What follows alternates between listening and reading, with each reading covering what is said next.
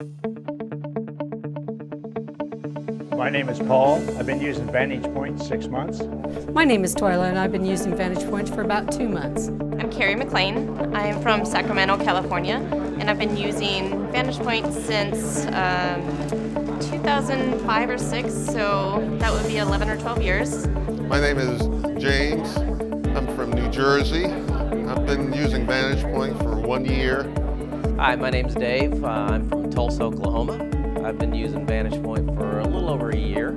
This is our second conference, and I like this conference. They clarify lots of questions that we have, and it's easy. You got one-to-one. Fantastic.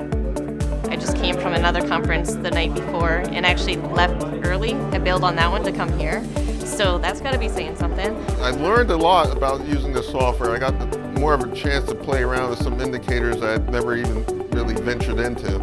So it was well worth my time to come down here for the 2.5 days.